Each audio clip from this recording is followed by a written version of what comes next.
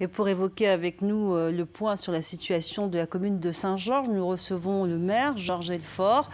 Monsieur le maire, bonsoir. Vous l'avez entendu, de nombreuses voix s'élèvent pour dénoncer la vie chère. Comment aider aujourd'hui cette population déjà victime de son isolement?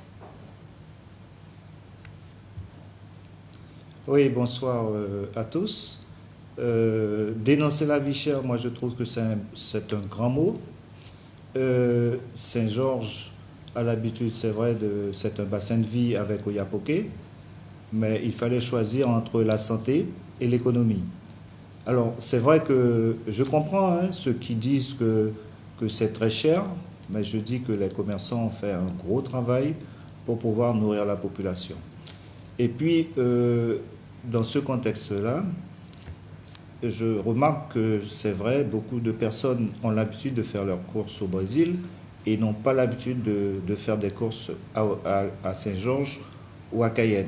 Et cela, c'est vrai qu'ils trouvent que c'est très cher et c'est normal. C'est normal puisqu'ils payent beaucoup moins cher les produits qu'ils achètent au Brésil. Donc, moi, je ne pense pas qu'il y a une flambée des prix. C'est le prix normal des denrées de la Guyane. Les commerçants ont augmenté un petit peu leur prix puisqu'ils font des va-et-vient tous les jours pour pouvoir achalander leur commerce. Et je ne pense pas qu'il y a eu tellement de flambée de prix à Saint-Georges.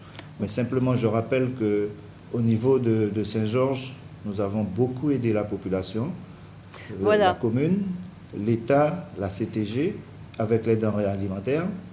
Et même ceux qui touchent le RSA ont bénéficié des denrées alimentaires. Voilà, justement, Donc, vous distribuez il fallait choisir, c'est un choix. C'est un choix. Voilà, donc vous distribuez donc l'aide alimentaire grâce aux différentes associations, grâce également à l'aide alimentaire qui est mise en place par la préfecture. Vous distribuez 3 fois par semaine des aides, des paniers, etc.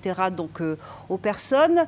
Est-ce que la demande est toujours aussi forte depuis plus ou moins l'ouverture de la commune à la circulation? Oui, la demande est toujours aussi forte parce que on constate que beaucoup de personnes n'ont pas cette habitude de se rendre sur la capitale pour faire leurs courses. Donc on a toujours cette demande importante de personnes et qui souhaitent bénéficier de denrées alimentaires.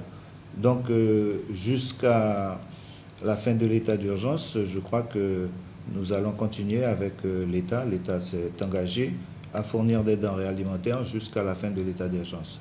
Nous avons aussi eu l'aide de la CTG qui nous a beaucoup aidés. Alors vous êtes la seule commune de Guyane à être restée près de 5 mois en isolement, en confinement.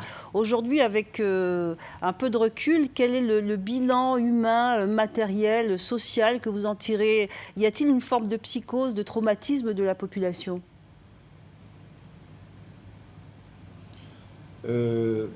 Le bilan pour moi, c'est que au départ, c'était nécessaire. C'était nécessaire de pouvoir confiner Saint-Georges. C'était aussi pour moi important de faire en sorte que les moyens soient mis à Saint-Georges pour pouvoir sensibiliser, tester la population. Nous avons été la seule commune où les personnes symptomatiques et asymptomatiques ont été testées.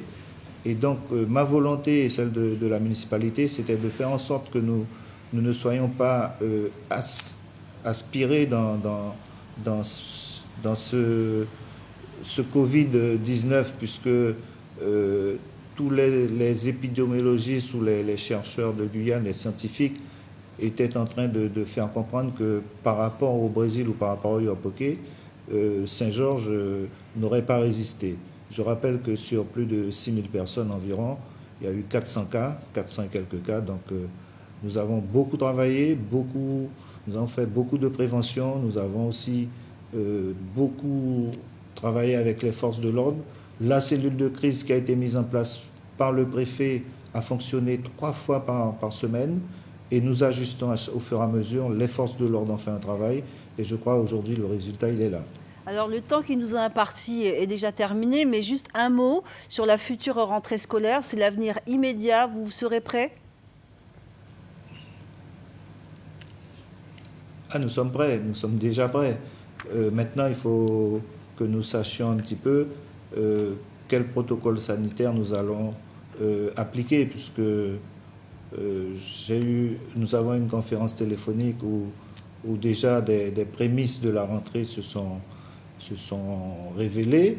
Maintenant, nous aurons une réunion avec le préfet et le recteur la semaine prochaine, et normalement, il n'y aura pas de difficultés.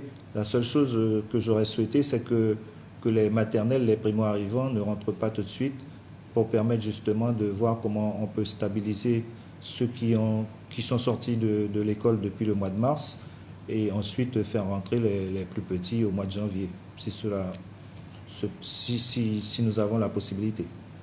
Merci, monsieur le maire, de nous avoir éclairé sur la situation à Saint-Georges.